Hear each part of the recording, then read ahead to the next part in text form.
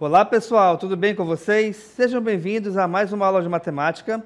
Eu sou o professor Mário André, professor de matemática aqui do Centro de Mídias, e juntamente comigo vamos agora verificar o assunto desta aula.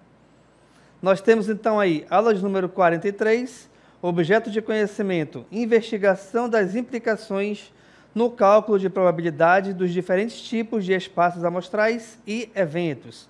Detalhamento, cálculo de probabilidade, ok? Então, dito isto, pegue seu material e vamos dar início à nossa aula.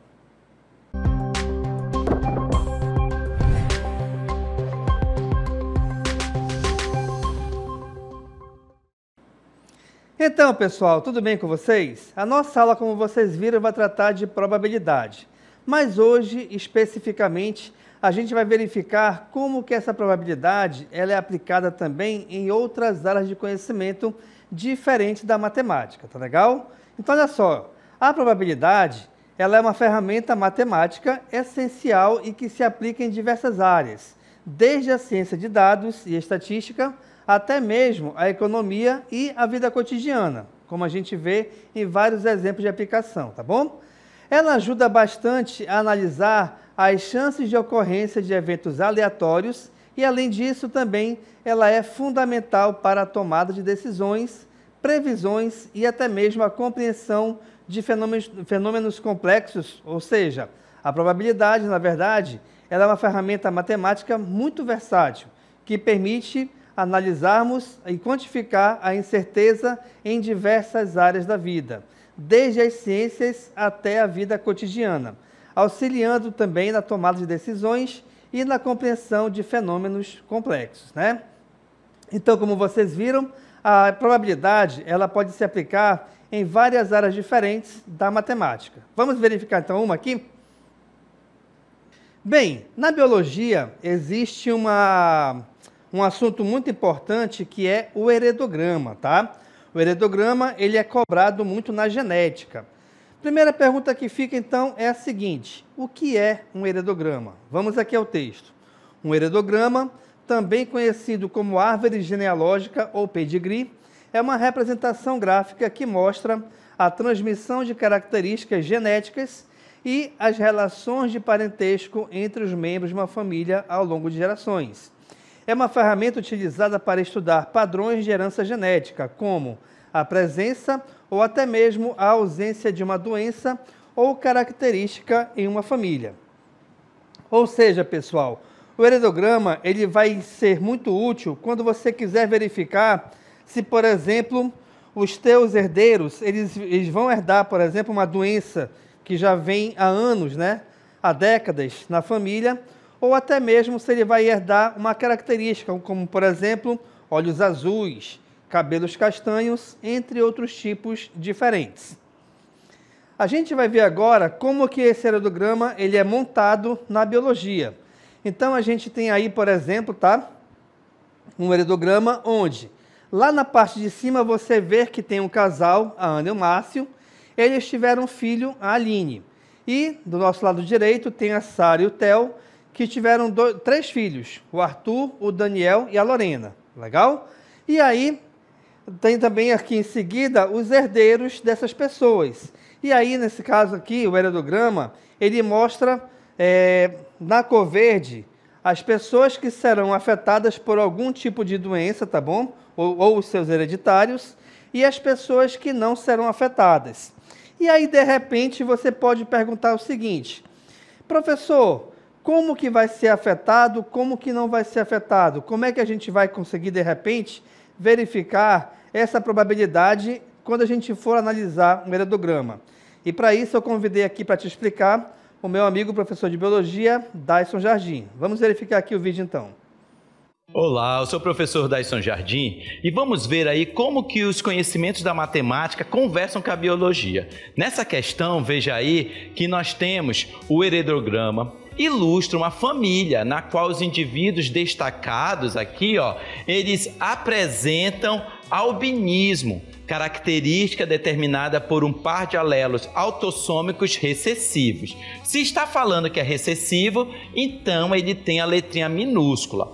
Nessa família, o casal Bianca e Arthur desejam ter um outro filho. Olha só, esse filho aqui, ele é recessivo, porque ele está pintado. Mas Bianca não tem a doença, então ele tem um alelo dominante.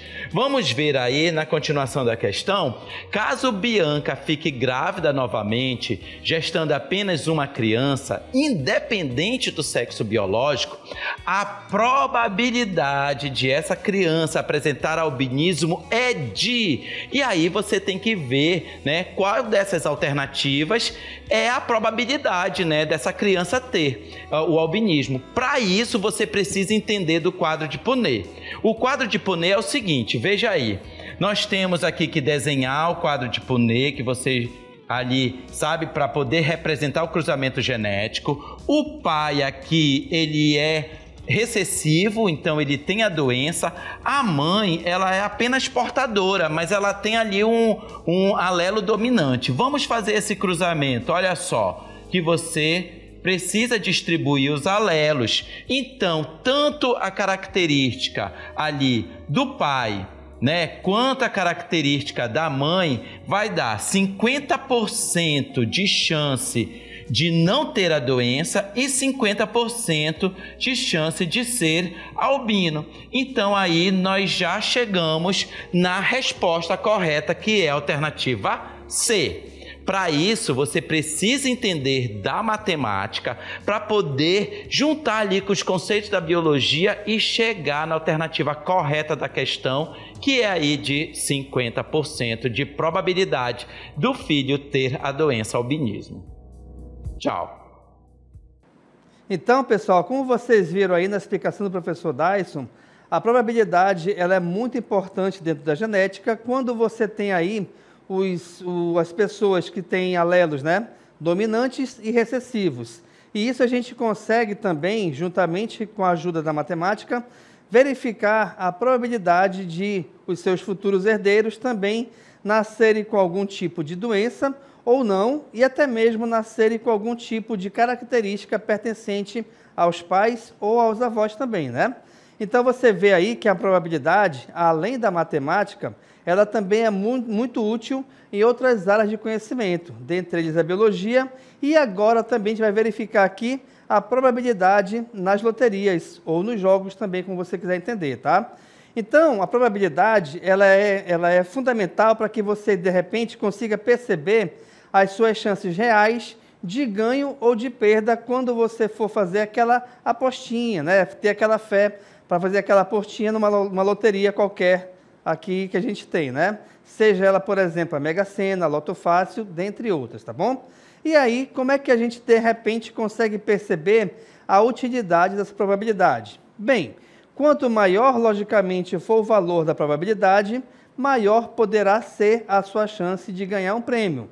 Mas muito cuidado, tá? O que a gente está verificando aqui é a probabilidade de você acertar os números de uma loteria qualquer, mas não te dá a garantia que você vai conseguir acertar. Logicamente que quanto mais apostas você fizer, maior será a sua chance de ganhar. Mas, novamente, não é uma certeza que você vai fazer isso. Por exemplo, de repente existe uma pessoa que com apenas um volante, né, um cartãozinho, ela consegue ganhar o prêmio máximo da Mega Sena. E tem gente que, juntamente com outros amigos, fazem 40, 50 tipos de apostas diferentes. E eles não conseguem ganhar. E daí você verifica, aliás, que a probabilidade, ela ajuda a você ter um estudo e uma base do quanto você pode ganhar ou você pode perder. Mas, mesmo assim, não é uma garantia que você vai conseguir ganhar, tá bom? Agora eu vou te mostrar aqui um exemplo de como a gente pode aplicar a probabilidade na prática na loteria. Olha só. Nós temos aí, então, no quadro, um exemplo 2, que diz o seguinte: qual é a probabilidade de um apostador acertar os 15 números da Loto Fácil? Bem, pessoal, a Loto Fácil é uma dentre vários tipos de loterias que nós temos, tá? Aqui no caso da Loto Fácil, o que vai acontecer? Você vai ter um espaço amostral. Opa, rapidinho.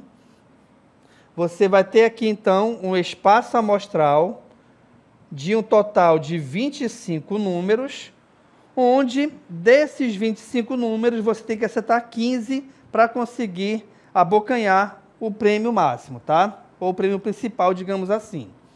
Bem, a primeira coisa aqui, então, a verificarmos é o seguinte. Apesar de estarmos usando a probabilidade, essa questão, né, esse problema também envolve a análise combinatória. Por quê? Porque a gente vai ter que determinar vários tipos diferentes de cartões, né? Então, vários tipos diferentes de números para que você consiga acertar os 15. Então, verifiquem que nós temos aqui no caso, tá? Um total de 25 números, onde desses 25 números você vai ter que escolher 15, tá legal? Agora, vamos pensar aqui no seguinte, se essa questão, ela trabalha de repente com análise combinatória, então eu tenho que verificar ao mesmo tempo também como que a gente vai verificar ou qual tipo de análise combinatória a gente vai utilizar nessa questão. Vale lembrar que nós temos princípio fundamental da contagem, permutação, arranjo e combinação. Vamos nos ater aqui rapidamente sobre os dois últimos, arranjos e combinações. O arranjo acontece sempre quando você tem um certo conjunto de elementos e você misturar esses elementos e o contexto geral dele vai alterar. Por exemplo, vamos supor que você tenha aqui os algarismos 1, 2 e 3. E aí você vai formar vários números utilizando esses algarismos. Então, aqui eu vou formar, por exemplo, o 123, posso formar o 321, posso formar o 213, entre outros, né? Então, você verifica que eu falei 3 tipos de números, onde os 3 tipos de números são diferentes. Por quê? Porque eu mudei a ordem da posição desses valores. E ao mudarmos essa ordem, o contexto geral mudou. Até porque 123 não é um valor igual a 213 e muito menos é um valor igual a 321. Agora, quando a gente falar em combinação, o que vai acontecer? A combinação, quando você altera os valores ou a posição deles, o contexto geral não vai ser alterado. Por exemplo, vamos supor que você tenha na sua turma aí 5 pessoas, onde dessas 5 pessoas eu quero sortear 2 delas para participar de um evento educacional, ok? Vamos supor que de repente então eu aqui faço um sorteio e eu sorteei as pessoas B e D, nessa ordem. Ok, então as pessoas B e D vão participar do evento educacional. Mas vamos supor que eu realizei o sorteio e a ordem de escolha foi D e B.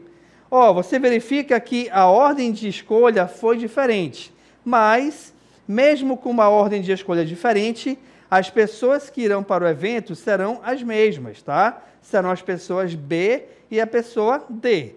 Então, o que a gente consegue perceber com isso? Que independente do tipo de sorteio ou de escolha que você vai fazer, você vai ter sempre as mesmas pessoas sendo escolhidas, tá? O mesmo grupo de pessoas sendo escolhidas, independente da ordem que elas forem, ok? Então, com isso, a gente verifica que esse exemplo que eu acabei de te passar, ele trata de combinação. Por quê? Porque você tem 25 números para escolher dentro deles 15. Independente da ordem que você vai escolher, o conjunto de números será o mesmo.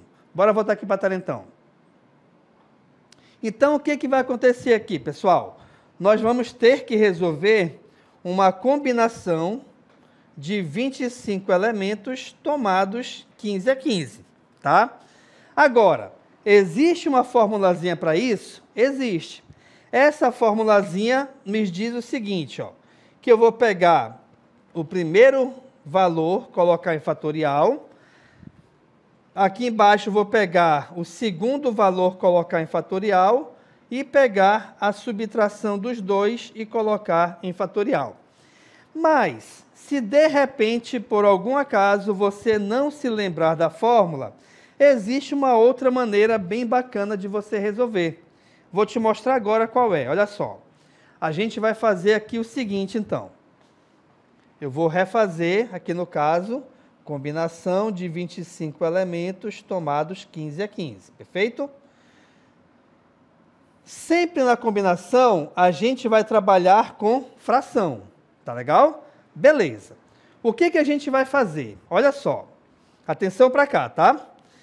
Embaixo, você vai pegar o segundo valor, que no caso aqui é o 15, e escrever todos os seus antecessores até o número 1. Ou seja, opa, rapidinho. Ou seja, eu vou ter aqui, ó, 15 vezes 14 vezes 13, 12, 11, 10, 9, 8, 7, 6, faltou espaço, vou colocar aqui embaixo, tá? 5, 4, 3, 2 e 1. Perfeito? Então, a gente tem aí a multiplicação de 15 fatores. Agora, lá em cima, você vai fazer o seguinte. A partir desse 25, que é o número principal, a gente vai escrever os 15 primeiros números em ordem decrescente. Por que eu vou escrever 15? Porque aqui eu quero 15, ó. Tá legal? Então, vamos lá.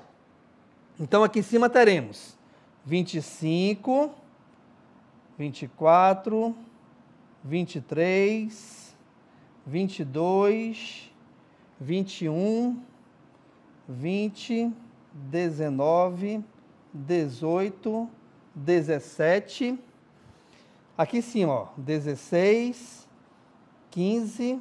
Já acabou? Será? Vamos ver. 1, 2, 3, 4, 5, 6, 7, 8, 9, 10, 11. 12, 13, 14, 15. Agora sim. Bem, como nós temos uma multiplicação na parte de cima, temos uma multiplicação na parte de baixo, embora por falta de espaço aqui a gente não colocou na mesma linha, mas no seu caderno você consegue colocar, acredito eu, o que a gente vai fazer? Bem, o certo seria multiplicar todos os valores de cima e todos os de baixo e resolver a divisão entre eles. Mas a gente não é doido de fazer isso, né? Por quê? Porque daria um valor muito extenso.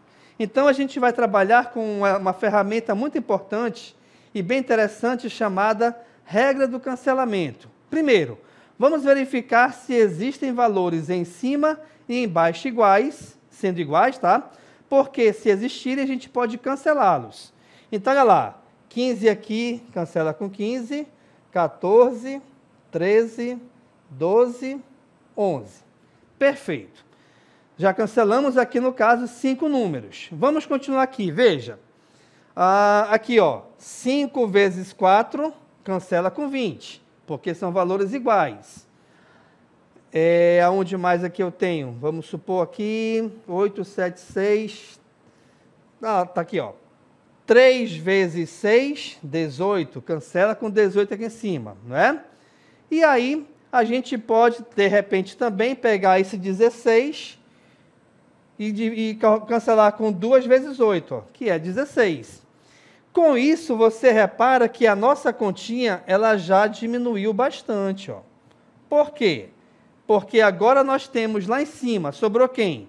Sobrou 25 vezes 24, vezes 23, vezes 22, vezes 21, vezes 19 e 17, certo? Embaixo aqui, sobrou quem? Sobrou 10 vezes 9, vezes 7. E, professor, só 3 números? Só 3 números. Tem algum problema nisso? Nenhum, pessoal. Então, olha só. Com esses valores, então, o primeiro passo é você resolver a multiplicação desses 6 fatores, 7 fatores lá em cima, certo? E onde, resolvendo essa multiplicação de forma correta, você vai achar o seguinte número. Vou colocar em outra página aqui, tá bom? Olha lá. Combinação de 25, 15 a 15, será igual... Não, vamos fazer aqui de novo. Será igual ao seguinte, ó. Então, a gente vai ter aqui o seguinte número. 2, 0, 5, 9, 318.800. Ou seja, a gente tem aqui 2.059.318.800. Esse valor é o resultado do produto dos valores que estão aqui em cima. Ó. Agora, aqui embaixo, reparem, 9 vezes 7 é 63, 63 vezes 10 é igual a 630. Então, a gente vai ter todo esse resultado, tá?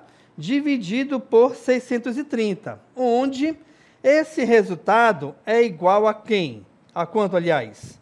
É igual a 3.268.700.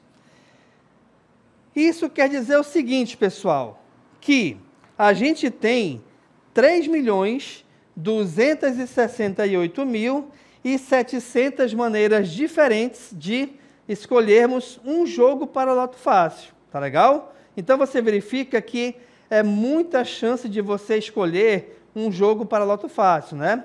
É muito jogo para escolher, ou seja, a probabilidade de ganhar ela é muito menor, tá legal? E aí, como que é feito o cálculo? A gente tem então que ganhar, a chance de ganhar é 1 em 3 milhões e pouco aí que a gente colocou na tela, tá legal? Então você verifica que a probabilidade de ganhar é justamente essa.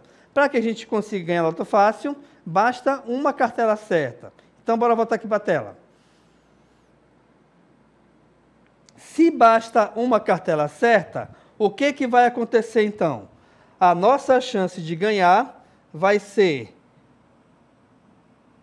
uma, que é o que eu quero, uma em quanto? Opa, rapidinho. Uma em 3.268.700. Tá legal? E aí, se de repente você tiver a curiosidade de resolver essa divisão, você vai encontrar um valor equivalente a pouco menos, né, de 1 milésimo. Então, a chance de você ganhar na Loto Fácil, ela é muito pequena, pessoal, tá? Então, você verifica aí que nós temos, então, uma chance bem pequena de ganhar Loto Fácil e será muito menor ainda na Mega Sena, por exemplo, tá? Por isso que muita gente tenta aquela fezinha, tá? Agora, também vamos verificar uma outra parte da matemática ou da probabilidade, onde ela é aplicada ou pode ser aplicada diferente da matemática. Vejamos. A gente tem agora aqui, ó, aqui ao meu lado, tá? É a probabilidade na meteorologia, ou seja, a probabilidade de estudos, tá? Onde, de repente, um meteorologista ele consegue perceber a chance de chover ou de fazer sol em um determinado dia. Então, olha lá. Segundo organizações meteorológicas, como, por exemplo, o Serviço Nacional do Clima dos Estados Unidos, a probabilidade de precipitação, ou seja, de chuva, é um dos elementos menos compreendidos das previsões climáticas. Por quê? Porque, de forma resumida, a probabilidade de chuva é uma chance estatística de 0,25 milímetros ou mais de precipitação em um determinado lugar específico. Então, você verifica que, para fazer o cálculo, então, meteorologistas multiplicam o quanto de uma área que eles acreditam que receberá chuva por quão confiantes estão de que a previsão de chuva será correta. Quer dizer, então, que, para facilitar, vamos aqui com um exemplo, então. Duas maneiras que levam à previsão de 40% de chance de chuva. Olha lá. Então, a gente tem, por exemplo, o seguinte, tá? Se, de repente, um meteorologista tiver 80% de certeza de que vai chover, mas ele só espera que a precipitação atingirá 50% de um lugar, com uma cidade, então a cidade, essa mesma cidade, tá? Ela terá 40% de chance de chuva. Em uma outra situação diferente, por exemplo, um meteorologista, ele espera que a mesma cidade seja 100% atingida por chuvas, mas só tem 40% de certeza que a precipitação ocorrerá. Isso também resulta em 40% de chance de uma chuva na área da previsão. Então, verifiquem que uma coisa é a previsão de que vai acontecer a chuva. Outra coisa é a previsão de que vai atingir um determinado local ou uma parte dele, tá? Então, você verifica que são muitos estudos dentro da probabilidade para que, de repente, um meteorologista consiga ter uma certeza ou não de que a chuva ou até mesmo o sol acontecerá em um determinado local, tá bom? Vamos ver um exemplo de aplicação disso aqui? Olha só. Nosso exemplo 3 diz o seguinte: segundo a previsão do tempo, a probabilidade de chuva em uma cidade é de 50% no sábado e 30% no domingo. Além disso, ela informa que há 20% de probabilidade que chova tanto no sábado quanto no domingo. De acordo com essa previsão, a probabilidade que haja chuva nessa cidade em pelo menos um dos 2 dias do final de semana é igual a... E aí nós temos 5 opções de resposta. Bem, pessoal, vamos aqui fazer o seguinte, olha só. Nós temos aqui, então, no sábado e temos aqui no domingo, certo? Vamos lá que eu já me esqueci, só vou voltar aqui rapidinho, tá? Então, olha só, no sábado a chance de chuva é de 50% e no domingo é de 30%. Então, aqui é de 50% e aqui é de 30%. Além disso, existe uma previsão de 20% de probabilidade de que chova nos 2 dias. Então, bem aqui, a gente vai chamar de 20%. Perfeito? A questão quer saber o seguinte: tendo esses valores estudados e analisados, qual é a chance de que chova em pelo menos um dos 2 dias? Por que em pelo menos um dos 2 dias? Porque nada garante, pessoal, é só uma probabilidade. Como essa probabilidade, nenhuma delas é igual a 100%, então, logicamente, existe a chance de não haver chuva nem no sábado e muito menos no domingo, tá bom? Mas, mesmo assim, a gente consegue calcular uma probabilidade de ocorrer chuva em pelo menos um dos 2 dias. Turma, atenção aqui. Independente se a gente vai trabalhar, por exemplo, com questões que envolvam meteorologia ou alguma outra, toda vez que você ver essa locução em pelo menos um, quer dizer o seguinte, que pode acontecer em um ou pode acontecer em 2 ou mais, tá legal? Essa aqui, então, é a chamada probabilidade da união de 2 eventos. Como é que a gente faz para calcular o resultado final? Simples. Você vai somar as probabilidades individuais e subtrair da probabilidade em conjunto. Ou seja, a probabilidade do sábado é de 50%, mais a probabilidade do domingo, que é 30%. Desta soma, eu vou subtrair a probabilidade de 20%, que é justamente a chance de chover nos 2 dias. Ora, nós temos aqui uma operação simples que envolve adição e subtração. Então, veja, 50 mais 30 aqui, logicamente, que é 80. E aí, 80 menos 20, o nosso resultado final é de 60%. Isso quer dizer, então, que a chance de que haja chuva em pelo menos um dos 2 dias, seja ele sábado ou domingo, é de 60%. Então, nossa resposta aqui é a letra D. Beleza, pessoal? E aí, com essa questãozinha, a gente vai chegando aqui ao final da nossa aula, onde eu te mostrei algumas aplicações diferentes da matemática que você pode verificar onde a probabilidade ela pode entrar, tá bom? Então, aqui a gente verificou loterias, verificamos meteorologia e verificamos também o heredograma dentro da biologia, tá? Espero, então, que vocês tenham gostado aqui da aula, compreendido o assunto, que é o mais importante, tá? Muito obrigado pela sua atenção e a gente se encontra numa outra oportunidade. Até mais.